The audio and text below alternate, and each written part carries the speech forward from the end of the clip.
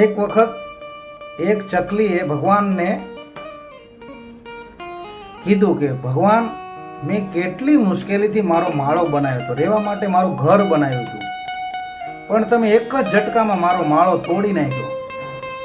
આવું કેમ? ત્યારે ઉપરથી પરમાત્માએ જવાબ આપ્યો હતો કે તારા માળાની બાજુમાં સાપ આવતો હતો અને જો તું તારા માળામાં જ રહે તો સાપ તને ખાઈ જાય, એટલા માટે મેં તોફાન મોકલીને તારો માળો તોડી નાખ્યો.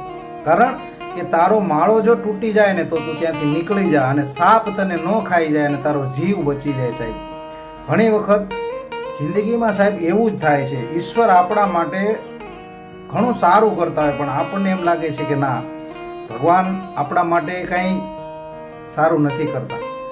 કારણ કે ઈશ્વર તો સાહેબ દયાળુ છે, એને બધી ખબર છે, એને શું જોવે. ઘણી વખત માણસની પરિસ્થિતિ એવી થાય છે સાહેબ કે ભિખારી જે હોય એ મંદિરની બહાર ભીખ માંગતા હોય અને માણસ જે છે એ મંદિરમાં જઈને ભીખ માંગતો હોય કે હે ભગવાન મને આપી દે. ખરેખર ભિખારી તો બંને છે, પણ એક મંદિરની બહાર ભીખ માંગે છે ને એક મંદિરની અંદર ભીખ માંગે છે સાહેબ. પણ હંમેશા ઈશ્વર પાસે જઈને આપણે પૂછવું જોઈએ કે પરમાત્મા તું કેમ છો, મજામાં છો? તો સાહેબ ભગવાનને એમ થાય કે મને મળવા આવ્યો, પણ માગણ થઈને તમે જાઓ તમે